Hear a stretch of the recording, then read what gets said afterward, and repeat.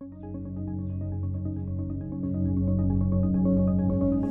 guys, Mr. Popsit here. Thanks for checking out my channel. Make sure to check out Mr. Popsit Live, where I interact with everyone and answer all the questions, and Mr. Popsit Fishing. Okay guys, Mr. Popsit here. This was our very, very large abscess. An abscess of this size, I expect 10 to 14 days for full closure of the cuts. And we are not closed yet. We're getting some discharge there, and we're probably going to get some pus out of here, or purulence. Still seeing some cyst particles. This is almost closed on the top. Redness has gone down quite a bit. I'm going to culture just a little in here what's coming out of that pocket, just to make sure, even though we have them on an antibiotic, that we don't have a type of bacteria that isn't susceptible to that antibiotic. That's good. And light pressure, we're going to get just a little bit of fluid out. Not bad though, not too much. Worst part is the sticky for sure. Sorry. Yeah, he's getting a little irritation there. Not bad though. This is better than what you get from glue on the Band-Aids. Do just a little bit here. And he was saying his pain is just about a 0 or close to it. So that's good. And there's not a big fluid pocket. You can see he's got all of this kind of puffy red pink tissue. Is granulation tissue actually filling in from the bottom and filling that in. It's going to close that up just like this. It's almost there on the top, but granulation tissue will look puffy and bright red like we're seeing there. And that just sinus tracts down to that pocket. You can see it's right down here. Getting a little bit of leakage, but not severe. Not as much as I thought actually we would get. But he definitely, we know he still has cyst contents in there. We cannot go in and just scrape the bottom there. He would be climbing up the walls with pain. We got all the pressure out and everything that came out easily. And now we let him do the healing and granulate in. And it's just been 1 week. He's already, this redness was all the way out here. You can see it's still a little kind of purplish brown. That's going down. His tenderness is way down though. And it's what's called induration. He's still got a little induration, which is a firmness because his body's still reacting a little bit to the cyst wall lining in there that was inflamed. But totally soft now. You can see when you push here, very soft. Not firm as it was before, but it's getting there. So what we're going to do, I usually go week by week on these. So we'll see him back in a week. We'll have the results back from the culture if we need to change the antibiotic. I generally do 3-4 weeks of antibiotics on these. You can see that yellow tissue is all granulation tissue. It looks great. That's what we want to see. A lot of people think it's pus, like infection, but it's actually how we heal in. Kind of like if you had a bowl and you were putting sand in it, granule by granule, it will fill in the void and kind of fill that in. And then it'll start to come together like this and it'll close up. So we'll watch that each week. But looking good. We're going to put a new bandage on. I question if he had 2 cysts or just one big one that blew out. There was 2 pockets, and I have seen kind of a double cyst like that before. As the inflammation goes down, we might be able to feel it and make a call on that if it was 2 or just one big one. I think it was just one big one, to be honest with you. But, he did have 2 pockets. But looking good. Thanks to him for sharing. And we'll cover this up and see him again in 1 week. And, after it starts granulating in 1 week, he's going to be a lot better. If he sweats at work, anything like that, it's going to be okay because it's going to fill in the hole pretty quickly. And we'll go from there. All right. Okay, guys, Mr. Popsit here. This was our bottomless abscess. This was so full of content. You can see we're 3 weeks out now. The top closed very well.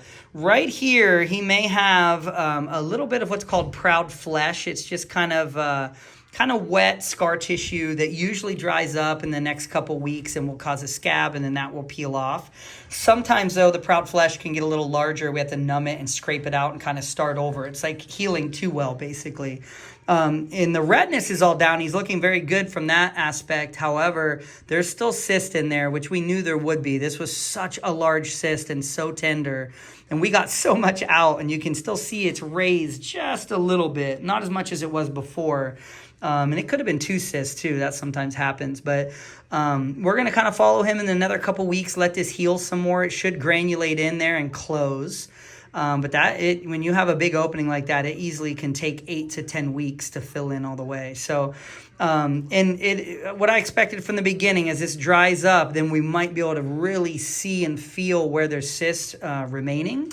And then we'll do a focused excision and make these scars a little thinner, and then take out the remaining dry sac that if it tries to reform, which it likely will on one this size. I've had a couple videos to show the aftermath of these, how long it takes to reform, and then the excision to remove it, and they do very well after that. So he's feeling better, but we're not completely out of the woods yet. We're going to keep watching and change his antibiotic a little bit, and just for inflammation, and then we'll go from there. Okay, guys, Mr. Popsit here. You can see this kind of pink raised area over the large inflamed cyst that we drained. I think we were going to call it a bottomless cyst because it was so big and so full. And this is something called proud flesh. You can see this kind of, it's spongy and it's filling in. Sometimes when we have a big removal, and a lot of people ask in the comment section, why didn't you just cut it wide open and just do a huge opening? When you do have more of a risk of getting proud flesh because there's more of a gap to fill in. And some people just heal too well, and they keep healing and they keep making this puffy tissue. And what happens is this, you can see here, it blocks it able to close.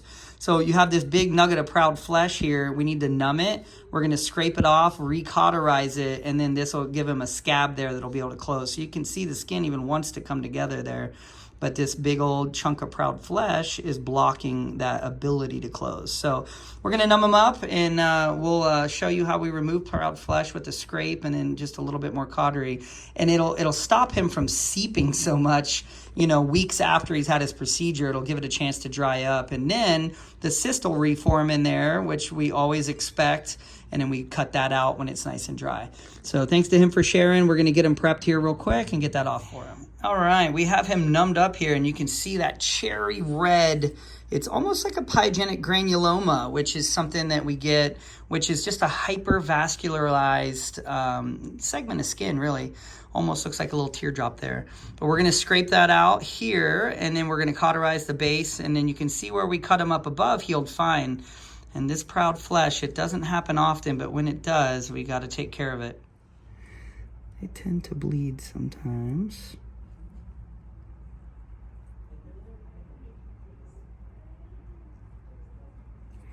Okay. Perfect. So it's just kind of like mush. That's good. And that's the hole that we made there earlier. Put that down there. I'll usually try to get a little bit at the base here too. And it's just gelatinous. You can see there. So that looks a lot better. He was actually healing under that part, but it's that main one in the middle there where it's mushy. That's what we're gonna cauterize, and that should make a new scab for him.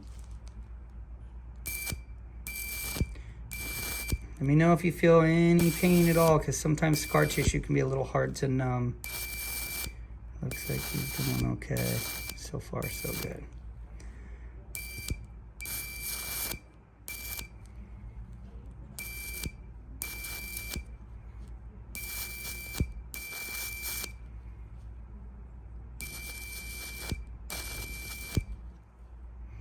Oh, he's numb. It's looking good.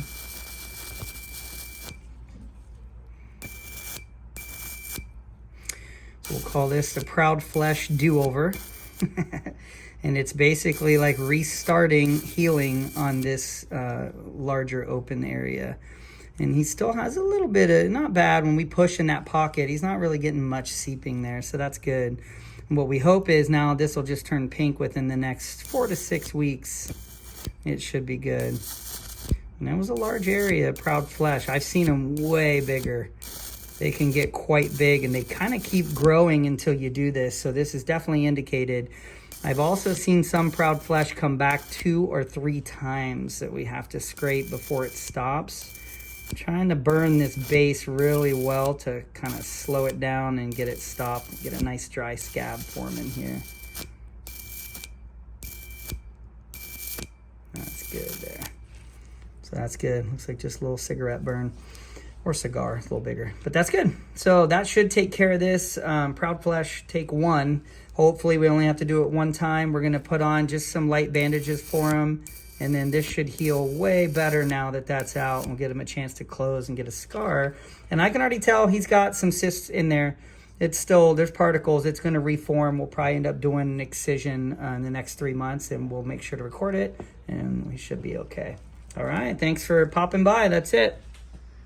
All right, guys, Mr. Pops It here. This is our this was a very large abscess that was tricky, which the larger ones always are, but he had an additional complication of the proud flesh. We actually have the video you just saw of the first proud flesh. We did a second scraping. I didn't end up recording that one, but it just grew back. We scraped it again, and now finally the proud flesh has stopped growing. That allows it to close, and then that's going to allow it to start healing. So now that he's, we push on this, there's no fluid coming out. Everything's going to start drying up now. He does still have a little pore here where the cyst was right there. So there is still some cyst contents in there, and we knew that there was from the beginning. But what we're going to do is let this dry up for 6 to 8 weeks and then do a little wedge cut here, remove the scar, and get out the cyst contents once it dries up a little bit more. And that will be the final chapter of this book. So he's doing great. He's starting to feel better finally, and it's been very tricky for him, but we put him on a different antibiotic. It seems to have done the trick, even though there wasn't any bacteria on the culture. Sometimes different antibiotics have a better anti-inflammatory component to them, and it goes down. So thanks to him for sharing, and this is a good follow-up. This is what we want to see before we have him back for excision.